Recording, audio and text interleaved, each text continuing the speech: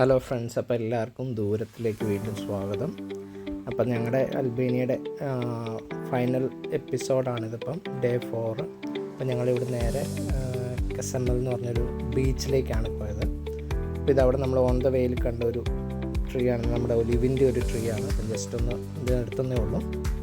ഇവിടെ ഒരു hotel book ചെയ്ത്, ഒരു ബെഡ് ബുക്ക് ചെയ്ത്, ബെഡല്ലട ഇത് ഒരു ബെഡ് ബുക്ക് ചെയ്തിട്ടുണ്ട്. നമ്മളിങ്ങനെ അംബ്രല്ല പോലെ ഇങ്ങനത്തെ ഒരു അംബ്രല്ല ഉണ്ട്. അപ്പം ഇവിടെ ഇഷ്ടം പോലെ ഉണ്ട്. അപ്പോൾ ഇതിന് ഒരെണ്ണത്തിന് ഒരു സെറ്റിന് 2 ഇത് ബെഡ് വരുന്നതിന് 20 യൂറോയാണ്. അപ്പോൾ ഞങ്ങൾ ഒരെണ്ണം എടുത്തിട്ടുള്ളൂ. അവർ 2 എണ്ണം പറഞ്ഞാൽ 2 പേർക്ക് ഒരെണ്ണം വെച്ചുള്ള, അങ്ങനെ ഞങ്ങൾ 4 പേരുണ്ട്, 2 സെറ്റ് എടുക്കണമെന്ന് പറഞ്ഞാൽ. പക്ഷേ ഞങ്ങൾ പറഞ്ഞ് ഒരെണ്ണം എടുത്തുള്ളൂ. പിന്നെ ഇങ്ങനെയാണ് ബീച്ച്, ഇവിടുന്ന് ഇങ്ങനെ ഈ ഒരു വ്യൂ ആണ്.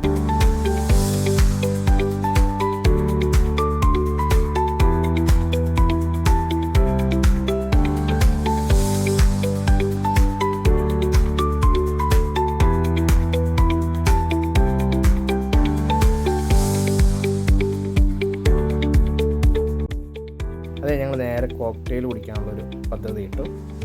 അത് ഈ ബീച്ചിൻ്റെ ഒരു തൊട്ട് സൈഡിൽ തന്നെയാണ്. നമുക്കപ്പോൾ അവിടെ നടന്നു പോയി മേടിക്കാം. അപ്പം ഞാൻ റേറ്റ് എക്സാക്ട്ലി ഓർക്കുന്നില്ല, എന്നാലും വലിയ എമൗണ്ട് ഒന്നുമില്ല. ഒരു 10 പൗണ്ട് ആ ഒരു റേഞ്ചിലാണ് ഏകദേശം. UK വെച്ച് കമ്പയർ ചെയ്യുമ്പോൾ ഏകദേശം ആ ഒരു അത്രയാണ് വരുന്ന റേറ്റ്. അപ്പോൾ ഞങ്ങൾ 3 എണ്ണമാണ് ഓർഡർ ചെയ്തത്.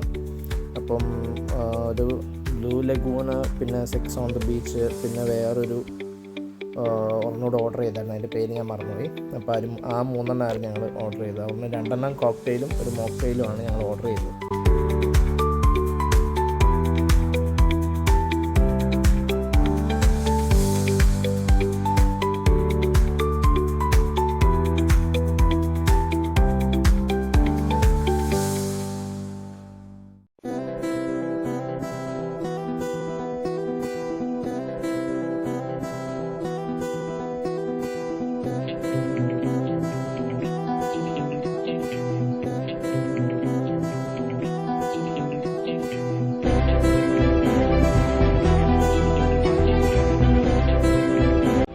പിന്നെ ഞങ്ങൾ അവിടെ നേരെ അടുത്ത സ്ഥലം ലക്ഷ്യമാക്കി അവിടുന്ന് അങ്ങോട്ട് പോന്നു. ഇവിടുന്ന് അങ്ങോട്ട് ഞങ്ങളുടെ പ്രോ ഡ്രൈവർ ആദർശായിരുന്നു. പിന്നെ ഇവിടുന്ന് ഞങ്ങൾ നേരെ പോകുന്നത് ഡെർമി ബീച്ചിലേക്കാണ്.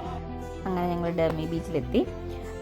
ഇതും നല്ല ബ്യൂട്ടിഫുൾ ആയിട്ടൊരു ബീച്ചായിരുന്നു. ഞങ്ങൾ ഏകദേശം എനിക്ക് തോന്നുന്നൊരു വൈകുന്നേരം 6 മണി 6:30 ആ ഒരു ടൈമിലായിരുന്നു എത്തിയത്. അതുകൊണ്ട് ബീച്ചൊന്നും അത്ര പാക്ഡ് അല്ലായിരുന്നു. കാരണം നിങ്ങൾക്ക് കാണുമ്പോൾ തന്നെ അറിയാം, അത് ആൾക്കാരൊന്നും ഇല്ലായിരുന്നു അവിടെ. ഞങ്ങൾ മാത്രം, വളരെ കുറച്ച് പേര് മാത്രമേ ഉണ്ടായിരുന്നുള്ളൂ അവിടെ. അതുകൊണ്ട് തന്നെ നമുക്ക് വലിയ റഷ് അങ്ങനെയൊന്നുമില്ല. ഭയങ്കര കൂളായിട്ട് നമ്മൾ ജസ്റ്റ് അവിടേക്ക് ഒന്ന് പോയി കുറച്ച് നേരം ആ കടൽ തീരത്തൊക്കെ ഒന്ന് ഇറങ്ങി കാലൊക്കെ നനച്ചു. ഞങ്ങൾ കുറേ നേരം അവിടെ ഇരുന്നു, കുറേ ഫോട്ടോസൊക്കെ എടുത്തു. അങ്ങനെ ഞങ്ങൾ ഭയങ്കര റിലാക്സിങ് ആയിട്ട് ഒരു ഈവനിങ് ആയിരുന്നു ഞങ്ങൾ ഒരുപാട് എൻജോയ് ചെയ്തു. പക്ഷെ നല്ലൊരു ബീച്ചാട്ടോ, വളരെ നല്ലൊരു ബീച്ചായിരുന്നു. ഈ പെബിൾസ് ആയിരുന്നു അവിടെ ഫുള്ളും, വലിയ വലിയ പെബിൾസ് ഇല്ലേ, അങ്ങനെ ഫുൾ പെബിൾസ് ആയിരുന്നു. അതുകൊണ്ട് കാലം നല്ല വേദനയായിരുന്നു നമ്മൾ ചെരുപ്പിടാതൊക്കെ ഇറങ്ങുമ്പോൾ. പക്ഷേ നല്ലൊരു വൈബായിരുന്നു, ഒരുപാട് ഞങ്ങൾക്ക് ഇഷ്ടപ്പെട്ടു. അങ്ങനെ ഞങ്ങൾ അവിടെ നല്ലൊരു ഈവനിങ് ഒക്കെ സ്പെൻഡ് ചെയ്തിട്ട് പിന്നെ ഞങ്ങൾ നേരെ പോയത് ആക്ച്വലി വ്ലോർ എന്ന് പറയുന്ന സ്ഥലത്തേക്കായിരുന്നു. അവിടെ ഞങ്ങൾക്ക് വീഡിയോ ഒന്നും എടുക്കാൻ പറ്റില്ല, കാരണം ഞങ്ങൾ ഓൾറെഡി ഭയങ്കര ടയേർഡായിരുന്നു.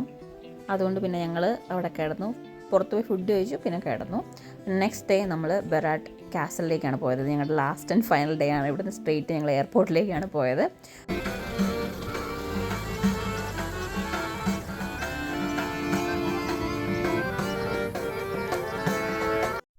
അങ്ങനെ നമ്മൾ ബെറാട്ട് കാസലെത്തി.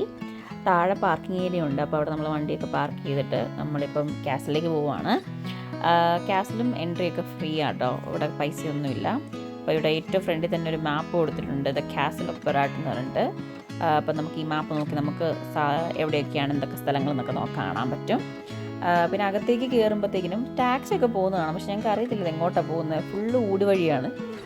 ഇവിടെ കുറേ കടകളൊക്കെ ഉണ്ട് കേട്ടോ. നമുക്ക് ഈ സുവനിയർ സ്റ്റോഴ്സും പിന്നെ അതുപോലെ തന്നെ ഈ ഹാൻഡ് ക്രാഫ്റ്റ് ആയിട്ടുള്ള സാധനങ്ങളുടെയൊക്കെ ഒരുപാട് കടകളുണ്ട്. റെസ്റ്റോറൻറ്റ്സ് ഉണ്ട്, ഹോട്ടൽസ് ഉണ്ട്. പിന്നെ ഈ അകത്തേക്ക് കയറിയപ്പോൾ ഞങ്ങൾക്ക് ഏറ്റവും കൂടുതൽ തോന്നിയത് ഇത് ഫുള്ളും സ്റ്റോണിലാണ് പണിതേക്കുന്നത്. ഈ വഴികളും അതുപോലെ തന്നെ ഇവിടെയുള്ള ഓരോ ബിൽഡിങ്സും എല്ലാം ഈ ഒരു തരം വൈറ്റ് സ്റ്റോണിലാണ് ഫുള്ളും പണിതേക്കുന്നത്. അതുകൊണ്ട് തന്നെ ഞാൻ തോന്നുന്നു ഭയങ്കര ചൂടായിരുന്നു. ആൻഡ് ടോപ്പ് ഓഫ് ഇറ്റ് ഇതൊരു വലിയൊരു മലയുടെ മുകളിൽ, അവിടെ മരങ്ങളോ ഒന്നുമില്ല, അതുകൊണ്ട് ഭയങ്കര ചൂടായിരുന്നു. നമ്മൾ ശരിക്കും വേർത്ത് കുളിക്കുമായിരുന്നു. നമ്മുടെ നാട്ടിലൊക്കെ പോയ ഒരു സെയിം ഫീലിംഗ് ആയിരുന്നു. അങ്ങനെ ഓൺ ദ വേയിൽ ഞങ്ങൾ പിന്നെ ഒരു ഐസ്ക്രീം ഒക്കെ മേടിച്ച് കഴിച്ചായിരുന്നു. പക്ഷേ എനിക്ക് ഒന്നും വീഡിയോ എടുക്കാൻ പറ്റിയില്ല.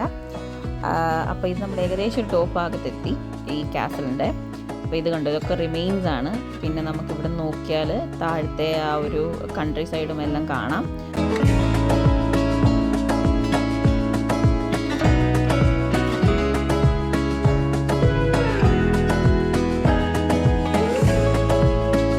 ഇതിൻ്റെ ടോപ്പിൽ നിന്നുള്ളൊരു വ്യൂ ആണ്. ഏകദേശം ഇങ്ങനെ വരും. ഇതാണ് ആ ചർച്ച്, ട്രിനിറ്റി ചർച്ച് എന്ന് പറഞ്ഞാൽ കൊടുത്തിട്ടുള്ളൊരു. നമ്മൾ ഈ സൈഡിൽ ഈ ലേക്കിൻ്റെ അവിടെ നിന്നാണ് നമുക്ക് ഈ 1000 വിൻഡോസ് കാണാൻ പറ്റുന്നത്. ആ സൈഡിൽ പോകണം. അപ്പോൾ നമ്മൾ ഇവിടുന്ന് ഡ്രൈവ് ചെയ്ത് താഴോട്ട് പോകണം. അവിടെ നമുക്ക് ഇവിടുന്ന് ഫുള്ളായിട്ടുള്ള വ്യൂ, ഇങ്ങോട്ടുള്ള ഒരു 1000 വിൻഡോസിൻ്റെ ഓപ്പണിങ് നമുക്കിങ്ങനെ കാണാൻ പറ്റും. അപ്പോൾ ഞങ്ങളിപ്പോൾ അങ്ങോട്ട് പോകാൻ തുടങ്ങുന്നത്. ഇത് കഴിഞ്ഞ് ഏകദേശം ഈ സൈഡെല്ലാം കണ്ടു തീർന്നു. കുറച്ചും കൂടെ പോകാനാണ് വ്യൂ പോയിന്റ്. അവിടെ അപ്പോൾ ഇവിടെ